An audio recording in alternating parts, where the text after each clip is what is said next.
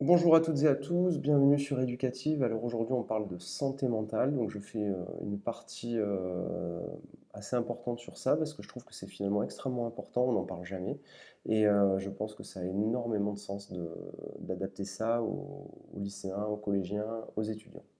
Alors si vous êtes parent, vous-même vous pouvez utiliser ces petits exercices-là et ces petits conseils pour vous-même dans votre travail, mais moi ce que je pense c'est que de la même façon qu'une personne qui travaille dans une entreprise doit être performante, ben, je pense qu'un collégien, un lycéen ou un étudiant, lui, il a un métier, il a un travail qui est ben, d'être lycéen. Il n'a pas de salaire, il n'est pas payé, mais lui, on lui demande de la performance, on lui demande d'avoir des bonnes notes. Et donc finalement, ça revient un petit peu au même. En fait, il a les mêmes stress, les mêmes contraintes qu'un travailleur, à savoir, eh bien, il doit avoir des résultats, il doit être performant, et il a donc un stress du métier d'élève ou du métier d'étudiant.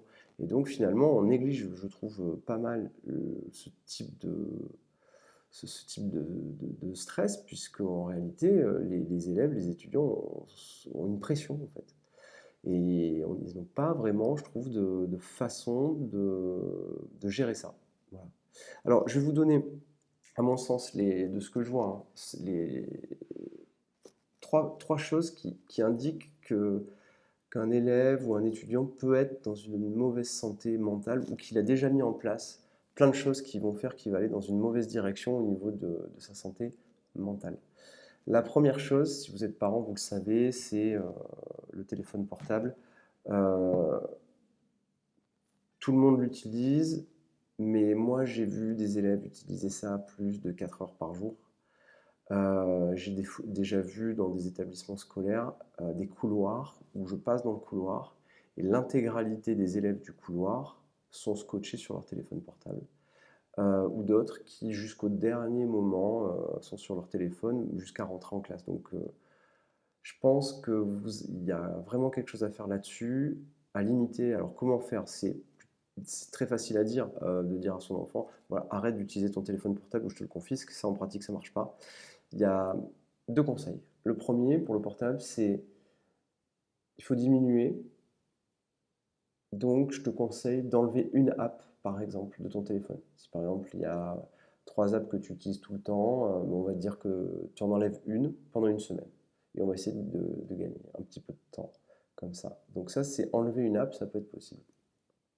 Ensuite, vous allez compter sur les téléphones portables, il y a une façon pour pouvoir compter le nombre d'heures d'utilisation du téléphone.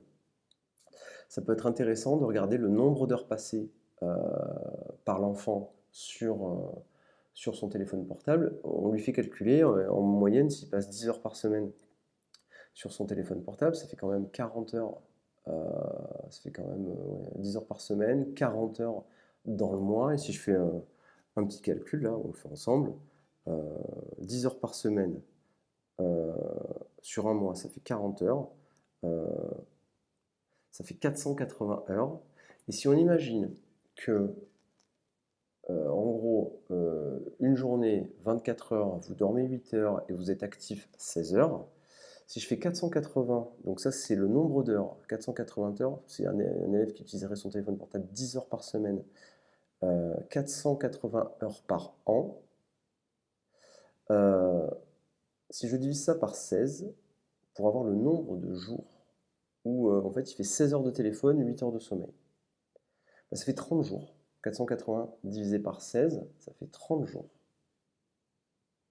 Ce qui veut dire que dans une vie, sur un an, l'élève passe un mois complet devant son téléphone.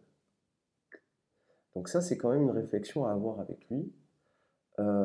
Parce que est-ce que c'est du temps de gagner? Est-ce que c'est du temps de perdu? Un mois de sa vie complet devant un écran, en fait, de téléphone. Ça, c'est le calcul que j'ai fait et qui est assez édifiant et qui peut quand même faire réfléchir autant les parents que les enfants. Est-ce que c'est du temps bien utilisé?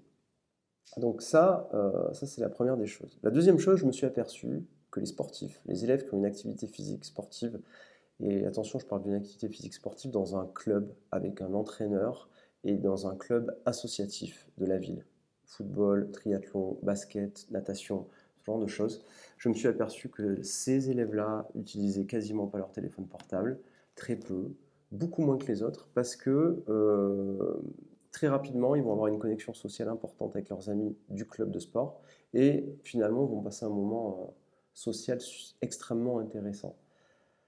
Donc, là où je voulais en venir, c'est un, le téléphone portable, il faut essayer d'enlever des apps, ça peut être intéressant.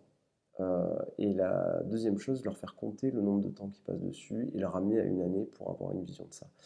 Deuxièmement, proposer une alternative, euh, les inscrire dans un club de sport de leur choix, essayer plein d'activités. Si ça ne leur plaît pas, bien sûr, on peut changer. Tout le monde n'aime pas forcément la natation ou l'équitation ou autre. Et ça, moi, je pense que c'est un des points fondamentaux euh, de ce qu'il faut développer. Voilà. Donc, je vais faire d'autres séries de vidéos. Là, le but, c'est plutôt qu'on discute ensemble un petit peu des problèmes que vous, parents, vous pouvez rencontrer. Et moi, de mon côté, que je vous donne des petites astuces qui peuvent un petit peu vous aider dans les discussions. Ce que j'ai vu, c'est que globalement, quand on dit à un enfant, c'est bon, je te confisque ton téléphone, ça aboutit à une crise qui est assez complexe à gérer. Donc, il faut trouver des solutions. Donc, on va essayer de discuter ensemble et de trouver plein de petites solutions là-dessus. Je vous remercie et à très bientôt.